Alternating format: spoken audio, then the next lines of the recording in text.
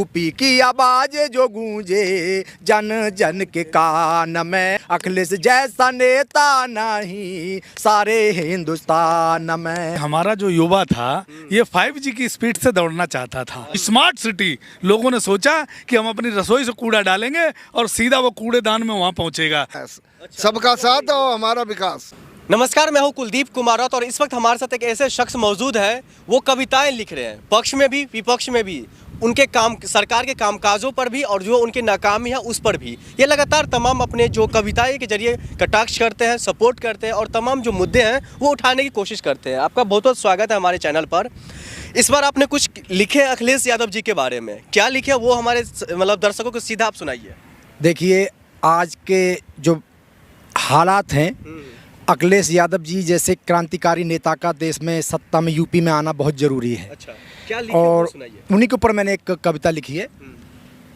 UP की आवाज जो गूंजे, यूपी की आवाज जो गूंजे जन जन के कान में, यूपी की आवाज जो गूंजे जन जन के कान में। अखिलेश जैसा नेता नहीं, अखिलेश जैसा नेता नहीं सारे हिंदुस्तान में, यूपी की आवाज जो गूंजे जन जन के कान में। भारत में पहचान दिलाई, भारत में पहचान दिलाई उनके अच्छे काम ने, यूपी की आवाज जो गूंजे जन जन के कान में। अखिलेश जैसा नेता नहीं सारे हिंदुस्तान में। अरे यूपी तो बर्बाद हो गया, यूपी तो बर्बाद हो गया इस सन्यासी के राज में, यूपी की आवाज जो गूंजे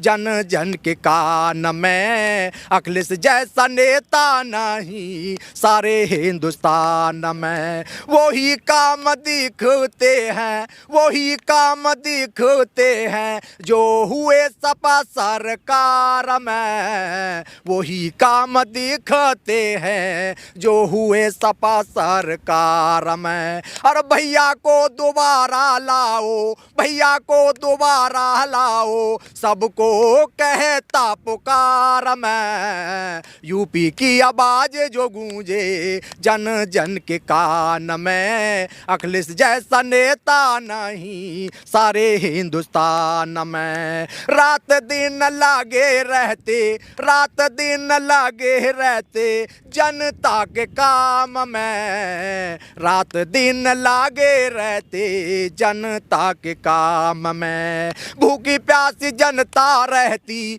भूखी प्यासी जनता रहती हमेशा इनके ध्यान में, यूपी की आवाज जो गूंजे जन जन के कान में। अखिलेश जैसा नेता नहीं सारे हिंदुस्तान में। जय समाजवाद। आपने कई तमाम चीज़ उनके कामकाज को लेकर के गिनवाए हैं। एक बात बताइए, जब वो कामकाज वाकई में किए थे तो फिर उनको 2017 में हार का सामना क्यों करना पड़ा?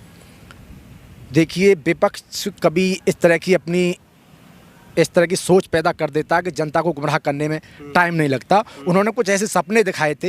एक तो उन्होंने 15 लाख के सपने दिखाए थे और देश को करोड़ों रोजगार देने के इन्होंने, इस तरह से इन्होंने बहुत सारे ऐसे सपने दिखाए थे जो इन्होंने एक भी वादा पूरा नहीं किया, सिर्फ जनता को ठगने का काम किया। ऐसी स्थिति में कोई भी बहक जाएगा, जनता ही क्या हम भी बहक जाएंगे। अच्छा, आप बता रहे हो जनता क्या हम भी बहक जाएंगे? आपने कुछ रुपया का जिक्र कर रहे थे, आप लोग भी मतलब बहक ऐसा गए हुआ थे। था, हम सब लोग बहक गए थे। अच्छा। हम क्या अच्छे अच्छे पूरा हिंदुस्तान बहक गया। आज सब रो रहा है, आज उसे पता चल गया ये साले झूठे हैं। अच्छा, एक बात बताइए, इनके अंदर जो है 2017 के बाद वाकई में कोई कामकाज नहीं हुआ क्या यूपी में? वो तो गिना रहे कामकाज अपने। कहाँ, आप गाजियाबाद में ले लो, वो गिना रहे हैं 100 ग्राम मिट्टी नहीं गई डलाई हुए। आप 100 ग्राम मिट्टी का चर्चा कर रहे हैं, वो तो फ्लाईओवर पे फ्लाईओवर प्रचार कर रहे हैं। फ्लाईओवर ये अखिलेश का बनाया हुआ है, योगी के बाप का है। अच्छा, ये अखिलेश का बनाया हुआ है। तो फिर वो दावा ऐसा क्यों करे जो हमने फ्लाईओवर बनवाया, हमने जो भी गांव में जो सड़कें थे टूटी फूटी वो सारे सड़क के मुक्त आज किए दिन हैं। तक तो खड्डे नहीं भर पाए हैं। आज भी देखिए कहाँ कहाँ खड्डे हैं।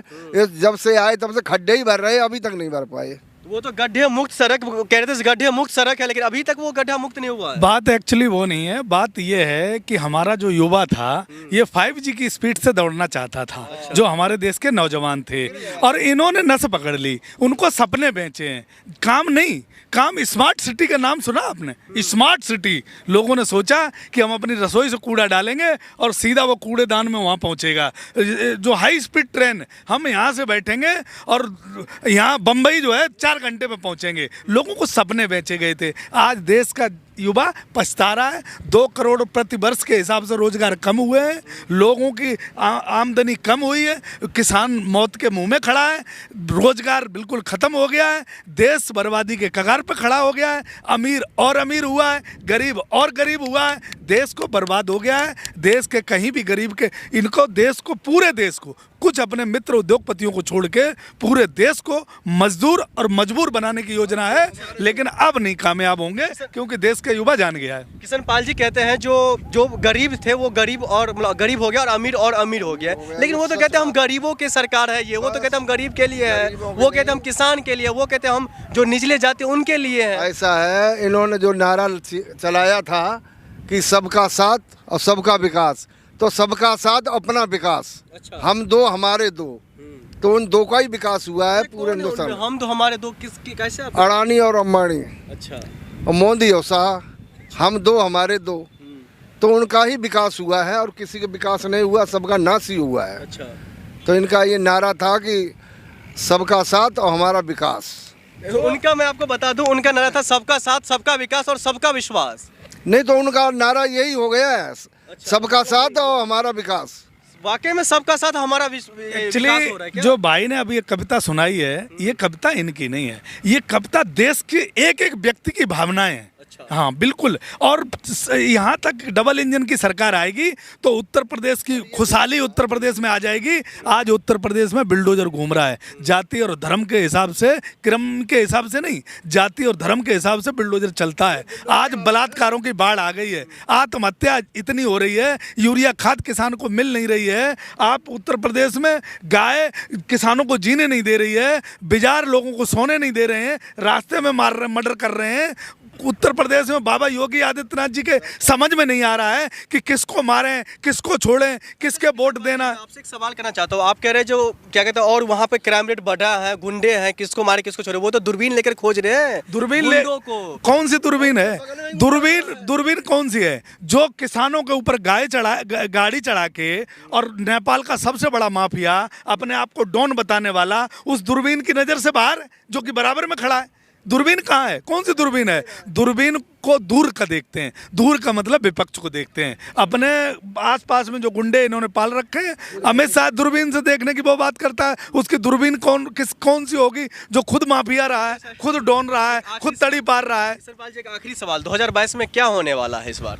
2022 में परिवर्तन है, और उत्तर प्रदेश में मुझे ऐसा जहाँ तक प्रतीत होता है, मैं कई जिले घूम के आया हूँ, जहाँ तक हमें ज्ञान है कि जनता की गुस्सा है। भारतीय जनता पार्टी के जो लोग हैं उनकी जमानत, मुझे अभी चुनाव हुए हैं ना राजस्थान में और कुछ जिलों, इनके यहाँ कैंडिडेट शर्मा रहे थे जाते हुए, इनके बूथों पे लोग जाने में शर्म कर रहे थे, बूथों पे खाली पड़े रहे, लोग वहाँ नहीं खड़े हुए। उनके कैंडिडेट वाकई में शर्मा रहे हैं, जा नहीं रहे हैं। अच्छा। और जहाँ जा भी रहे हैं तहाँ उनकी बेइज्जती हो रही है। चलिए, बहुत बहुत शुक्रिया आप तमाम लोगों का हमारे साथ जुड़ने के लिए। इनका कहना ये है जो 2022 में परिवर्तन होगा और कहीं ना कहीं अखिलेश जी की सरकार बनने जा रही है, जिस हिसाब से इन्होंने कविताएं के जरिए उनके कामकाज गिनाए हैं। आप देख रहे थे फॉरएवर न्यूज़, हमारे कैमरे के पीछे मोहम्मद आसिफ, मैं हूँ कुलदीप कुमार राउत। नमस्कार।